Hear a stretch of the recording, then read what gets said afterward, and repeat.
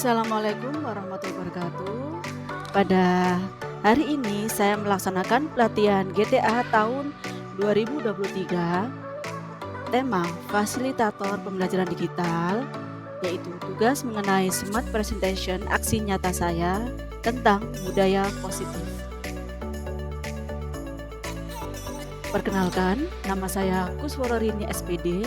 Saya berasal dari Instansi SDN Jambiroko, Kecamatan Suko. Latar belakang saya melaksanakan aksi nyata mengenai budaya positif, yaitu saya melihat peraturan yang dibuat di sekolah kurang disukai murid, karena selama ini jika mereka melakukan pelanggaran, murid cenderung mendapat hukuman dan mempermalukan dirinya. Adapun tujuan aksi nyata, yaitu menciptakan murid yang merdeka dan disiplin diri yang kuat, menumbuhkan budaya positif di sekolah dengan menerapkan nilai-nilai kebajikan universal. Tolak ukur. Di sini saya melaksanakan membuat kegiatan kelas dengan murid saya, sebab dengan terbentuknya keyakinan kelas melalui kegiatan kesempatan kelas yang dilakukan guru dan murid, murid mampu menerapkan dan menjalankan kegiatan kelas yang dibuat. Lini masa tindakan. Yang pertama, saya menghadap kepala sekolah untuk menjelaskan pentingnya penanganan budaya positif dan kegiatan kelas di sekolah, serta meminta izin untuk mendiseminasi bersama rekan guru. Yang kedua, mengumpulkan rekan guru untuk melakukan diseminasi pemahaman materi budaya positif, yaitu kegiatan kelas dan seketika restitusi. Yang ketiga, berkoordinasi dan berkolaborasi dengan guru untuk membuat kegiatan kelas di kelas masing-masing. Yang keempat, memantau, merefleksi, dan mengevaluasi kegiatan kelas yang telah dibuat. Dukungan yang dibutuhkan. Yang pertama, dukungan dari kepala sekolah, rekan guru, serta murid agar tindakan yang telah disusun dapat dilakukan secara lancar dan menyeluruh. Yang kedua, sarana dan prasarana untuk menumbuhkan budaya positif di sekolah. Yang ketiga, orang tua dalam melakukan budaya positif di rumah. Diseminasi budaya positif. Berikut ini merupakan kegiatan diseminasi di sekolah mengenai pemahaman dan pengalaman budaya positif. Assalamualaikum warahmatullahi wabarakatuh. Bismillahirrahmanirrahim. Alhamdulillahirrahmanirrahim. Kepada yang terhormat Kepala SDN Jambiroko, yang terhormat Bapak Ibu Dewan Guru SDN Jambiroko, patut kiranya pada hari ini kita memanjatkan puji syukur kehadirat Allah Subhanahu wa Ta'ala dengan ucapan Alhamdulillahirabbil alamin, karena pada hari ini kita bisa berkumpul dalam kegiatan sosialisasi budaya positif yang ada di SDN Jambiroko. Salam serta salam tetap tercurah kepada junjungan kita Nabi besar Muhammad SAW yang telah membawa dari jalan yang gelap menuju ke jalan yang terang benderang. Tak lupa kami ucapkan terima kasih atas kehadiran Bapak Ibu untuk mengikuti kegiatan sosialisasi budaya positif ini yang akan disampaikan oleh Bu Kuswororini. Waktu dan tempat kami serahkan sepenuhnya. Terima kasih untuk waktu yang sudah diberikan. Assalamualaikum warahmatullahi wabarakatuh. Baiklah, di sini saya akan memaparkan atau menyampaikan materi tentang sosialisasi tugas saya modul 1.4 tentang budaya positif. Oleh saya sendiri, calon guru penggerak angkatan 7 dari SDN Jambiroko Kabupaten Mojokerto, Kuswororini SPD.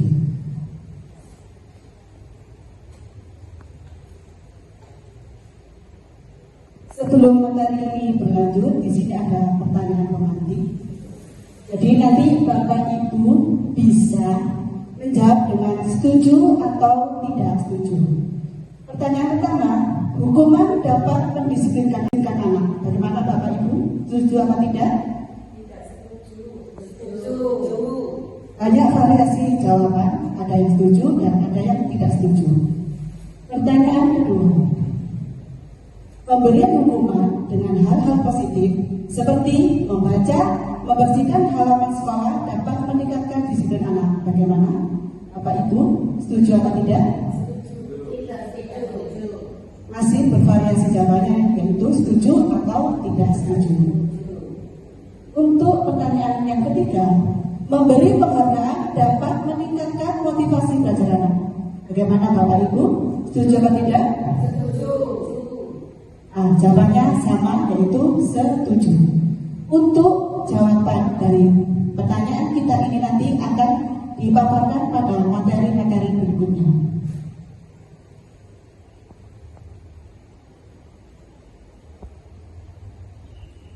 Budaya positif atau ekosistem positif.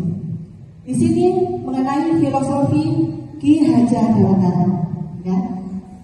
Ki Hajar Dewantara dalam bukunya saya petik, yaitu kita ambil contoh perbandingannya dengan hidup tumbuh-tumbuhan.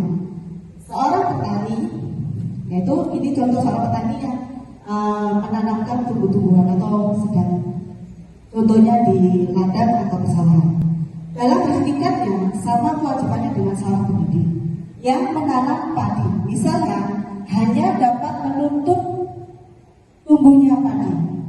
Ia dapat memperbaiki kondisi tanah, memelihara tanaman padi, memberi pupuk dan air, membasmi ulat-ulat atau jamur-jamur yang mengganggu hidup tanaman padi dan lain sebagainya. Ini perumpamaan yang dijabarkan pada filosofi Ki Hajar Dewantara, yaitu pendidik sebagai seorang petani, yang muridnya itu sebagai tumbuhan atau tanaman. Selanjutnya,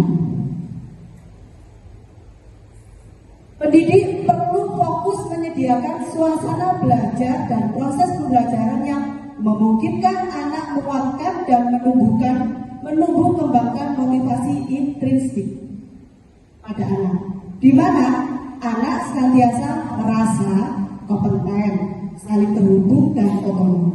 Ini dalam teori determinasi diri, self-determination teori. Nah, ini berikutnya yaitu tentang disiplin positif, di mana di sini ada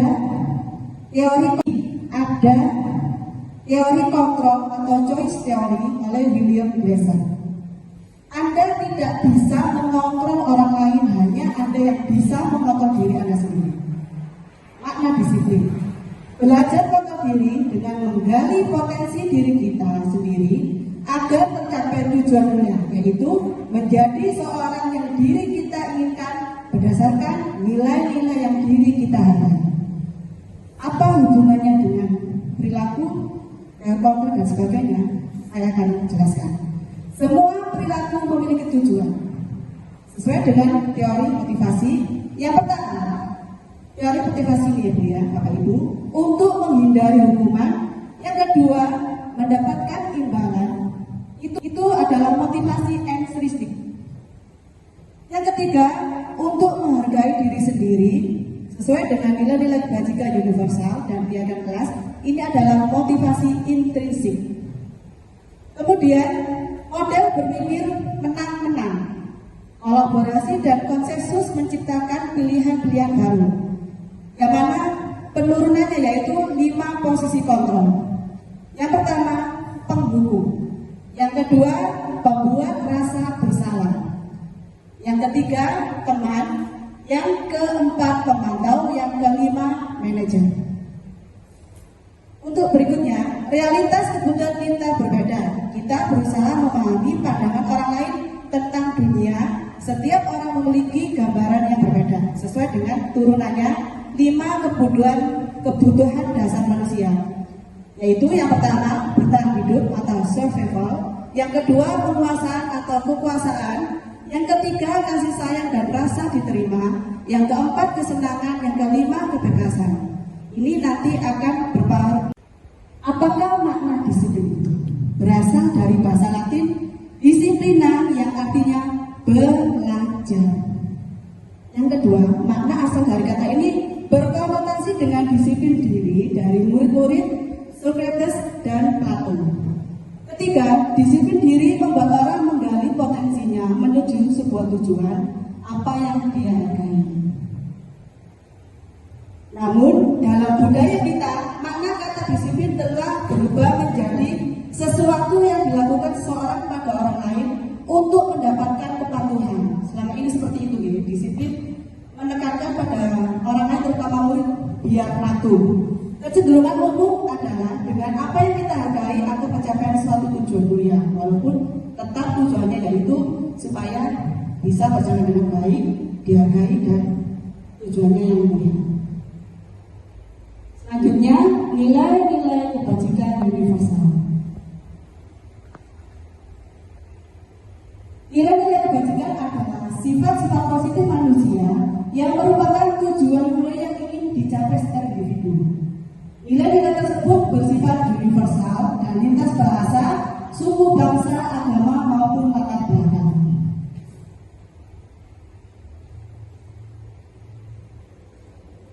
Nah, ini adalah nilai-nilai kebajikan universal. Nilai-nilai kebajikan yang ingin dicapai oleh setiap anak Indonesia kita kenal dengan profil pelajar Pancasila. Nah, di sini pasti Bapak Ibu sudah mengetahui dimensi mengenai profil pelajar Pancasila. Yang pertama, beriman, bertakwa kepada Tuhan Yang Maha Esa dan berakhlak mulia. Yang kedua, berkebinekaan global. Yang ketiga, gotong royong. Yang keempat, mandiri. Yang kelima, kreatif. Dan yang terakhir, yang keenam, bernalar kritis. Ini sudah pasti Bapak Ibu sudah mengetahui.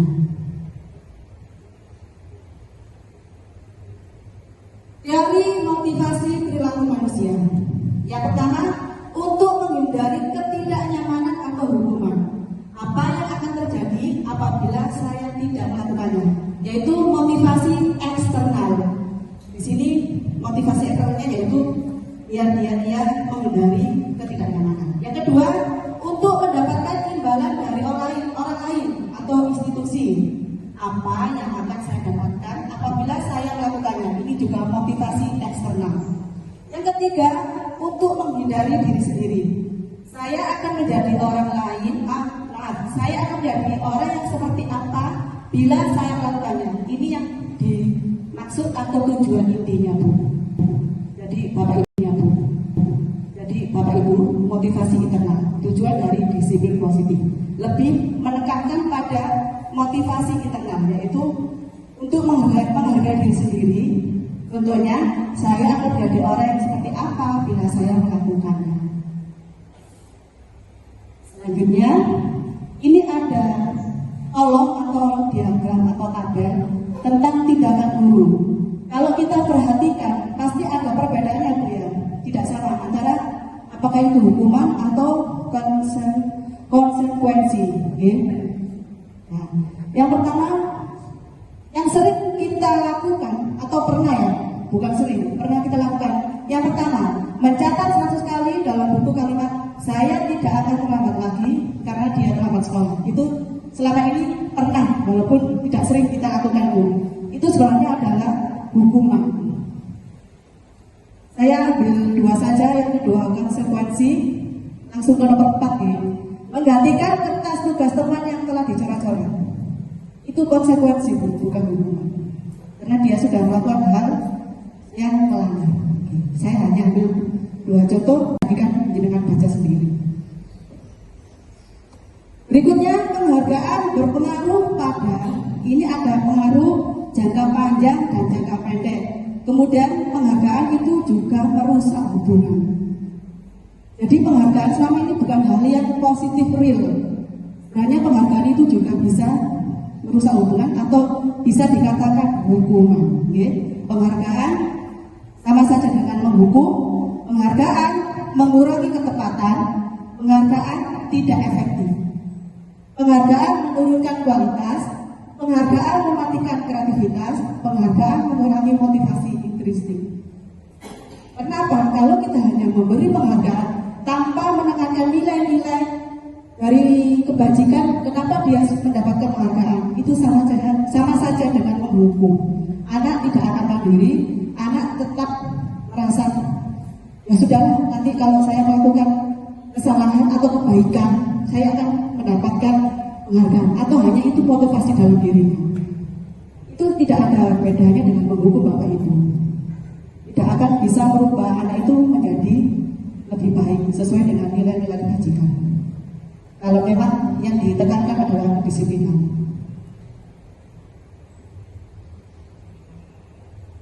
Apa itu restitusi? Nah ini, tadi kita sudah menjelaskan atau saya memaparkan tentang hukuman atau konsekuensi. Sekarang di sini akan memaparkan apa itu restitusi. Restitusi adalah proses menciptakan kondisi bagi murid untuk memperbaiki kesalahan mereka sehingga mereka dapat kembali kepada kelompok mereka dengan karakter yang lebih kuat. Restitusi juga merupakan proses kolaboratif yang mengajar murid untuk mencari solusi untuk masalah mereka dan membantu murid berpikir tentang mereka ingin menjadi orang yang seperti apa, tujuannya, dan mereka harus bagaimana dalam memperlakukan orang lain. Teori Gosen tahun 2004. Nah ini yang lebih kita gunakan nantinya adalah restitusi, bukan hukuman. Bedanya apa? Kalau restitusi adalah mengajak anak-anak untuk memperbaiki kesalahan, ya, dengan mandiri, tidak menjadikan anak tidak mandiri atau dia tidak mengetahui kesalahannya, seperti itu. Ini, Bapak Ibu, kalau kita melakukan restitusi, ciri-cirinya seperti ini. 1. Bukan untuk menebus kesalahan, namun untuk belajar dari kesalahan. Yang kedua, memperbaiki hubungan. Yang ketiga, tawaran bukan paksaan. Keempat, restitusi menuntut untuk melihat ke dalam diri. Yang kelima, restitusi fokus pada solusi. Okay? Fokus pada solusi. Okay? Restitusi itu lebih fokus pada solusi, mengajak anak untuk memperbaiki kesalahan. Kalau hukuman, dia hanya tahu salahnya tanpa bisa mengetahui atau memperbaiki kesalahannya, bagaimana caranya. Dia masih dalam tahap tidak mandiri. Berikutnya, keyakinan kelas. Mengapa tidak peraturan kelas atau peraturan saja? Mengapa harus keyakinan kelas? Nah ini pasti bertanya-tanya, apa bedanya keyakinan kelas sama peraturan kelas ini? Ini seperti contoh dalam keseharian kita, mengapa kita memiliki peraturan harus menggunakan helm bila mengendarai kendaraan roda dua, seperti itu. Ini contohnya banyak, bisa dibaca sendiri nanti. Ya. Nah ini, apa itu keyakinan kelas? Keyakinan kelas merupakan sebuah ketetapan atau aturan kelas yang telah disepakati dan telah dijelaskan bersama apa dampak yang akan diterima jika ada kesepakatan tersebut dilakukan. Nilai kebajikan dan nilai dan keyakinan kelas tujuannya mengacu pada nilai-nilai dan prinsip mulia yang dianut seseorang, sehingga siswa dengan kesadaran penuh akan melaksanakan ketentuan tersebut dengan penuh tanggung jawab. Itu keyakinan kelas. Kenapa tidak peraturan kelas? Lebih detail lagi. Di sini saya sudah membuat kesepakatan kelas, yaitu kelas 1. Ini bisa dilihat Bapak Ibu datang tepat waktu, mengucapkan salam, menjaga kebersihan sekolah, berdoa sebelum dan sesudah kegiatan, aktif dalam pembelajaran dan tertib. Sesuai dengan kesepakatan kelasnya, yaitu kami guru dan murid yang saling menyayangi. Sesuai nilai-nilai yang dibacakan tadi, saling menyayangi. Kami murid yang semangat belajar. Semangat dalam nilainya, kami murid yang peduli dengan teman-teman, yaitu kepedulian. Ini adalah peraturan pembedaan ya. Kalau ini adalah peraturan, yang sebelahnya adalah keyakinan kelas atau nilai kebajikan yang dituju. Saya hanya mengambil dua saja yang saya bacakan. Yang pertama, selalu mengembalikan buku ke tempatnya. Keyakinan kelas atau nilai yang dituju adalah tanggung jawab. Jadi kalau membuat keyakinan kelas itu lebih simpel sebenarnya, tapi maknanya lebih mendalam. Sama halnya dengan peraturan itu tadi, selalu kembalikan buku kepada teman. Itu kan merupakan tanggung jawab. Lebih ke situ. Yang kedua, dilarang melakukan kekerasan. Kalau peraturan itu lebih cenderung katanya makna dilarang, jangan. Tapi kalau keyakinan kelas lebih ke universal nilainya, yaitu keselamatan menghormati orang lain. Bedanya Ini adalah tingkat budaya positif, yang mana berawal dari peraturan kelas atau sekolah, keyakinan kelas atau sekolah, lingkungan positif, sehingga akan membentuk budaya positif. Jadi berawal dari kita membuat budaya positif dulu di dalam kelas, membuat keyakinan kelas, kemudian akan diterapkan pada lingkungan di sekolah, supaya tercipta budaya positif yang diinginkan. Di sini saya sudah melakukan proses substitusi penanganan kasus murid. Saya akan memutarkan videonya.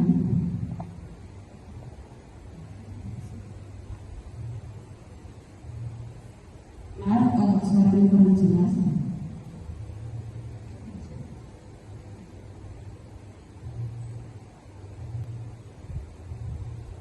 Saya lagi. Coba nyalakan juga saya dulu, mohon maaf. Atau nanti bisa saya share saja nih Bapak Ibu, biar dengan ini kebetulan sudah saya buatkan link di YouTube channel saya. Jadi nanti Bapak Ibu bisa membuka link tersebut dan mengetahui prosesnya. Nah, ini tidak ada suaranya, ada kendala sedikit, tapi nanti Bapak Ibu bisa saya berikan link untuk melihatnya. Untuk berikutnya, sudah selesai untuk materi saya akan membuka sesi pertanyaan. Saya akan memberikan 2 atau lebih boleh untuk Bapak Ibu bertanya. Untuk awal silakan. Terima kasih atas waktunya. Saya perkenalkan, nama saya Pak Said Darmawan atau Wawan. Biasanya dipanggil. Pertanyaannya adalah, apakah dengan mendapatkan bangku penghargaan itu dapat meningkatkan motivasi untuk belajar anak? Terima kasih.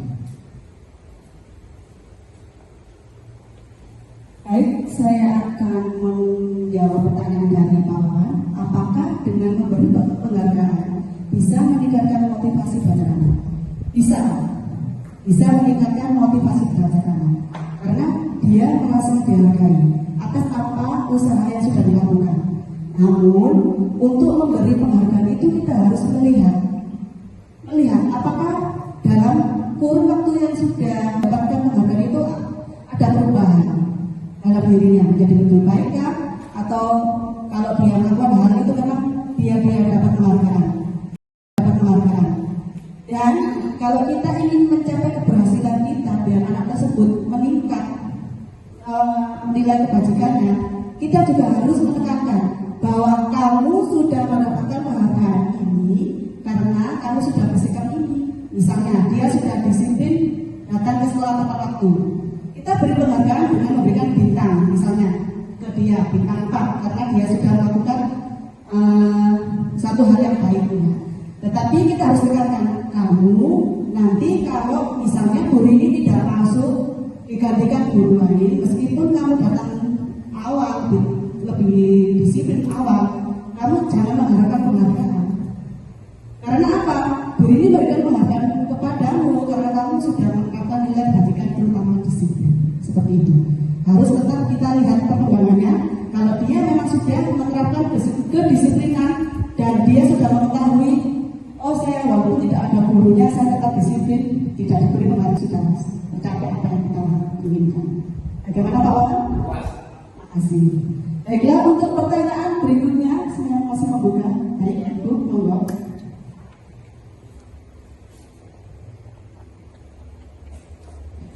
Assalamualaikum warahmatullahi wabarakatuh. Terima kasih atas waktu yang telah diberikan. Ini saya mau mengajukan pertanyaan, Bu. Apakah dengan memberi hukuman kepada anak dapat mendisiplinkan anak? Demikian saja, terima kasih. Assalamualaikum warahmatullahi wabarakatuh. Terima kasih, pertanyaan yang sangat bagus sekali, yaitu apakah memberi hukuman bisa mendisiplinkan anak. Ini saya lebih tekankan pada hukuman. Hukuman tidak akan bisa mendisiplinkan anak, karena kenyataannya yang sering kita lakukan ketika kita menghukum anak, kita cenderung kasar. Kamu tidak boleh seperti ini, kamu selalu seperti itu nanti akan menjatuhkan mental anak dan melukai perasaannya. Apalagi kalau dia dihukum di depan teman-temannya atau dia dalam posisi yang tidak siap, kemudian kita langsung melontarkan hukuman dengan kata-kata yang cenderung menekankan dia, menjatuhkan mental dia, menghancurkan bisnis dia, pasti tidak akan efektif. Mungkin saat itu saja dia bisa menerima, tapi setelah itu dia tidak tahu saya salah apa. Seperti itu sebenarnya. Dan tidak akan ada perubahan. Bahkan bisa jadi akan ada dendam. Bu guru ini, Pak guru ini tadi kata-katanya tidak enak. Padahal saya misalnya pulang ke sekolah karena saya harus membantu orang tua dulu. Dia hukuman cenderung yang kita lakukan selama ini tidak menanyakan dulu kenapa kamu melakukan kesalahan ini. Dia akan cenderung ada dendam dan tidak bisa dengan mandiri melakukan atau memperbaiki kesalahan seperti itu. Bagaimana sudah itu? Terima kasih. Apakah ada pertanyaan lagi? Cukup? Terima kasih. Baiklah, sekian pemaparan materi sosialisasi tentang budaya positif dari saya. Bila ada kurang lebihnya saya mohon maaf. Saya akhiri. Wassalamualaikum warahmatullahi wabarakatuh.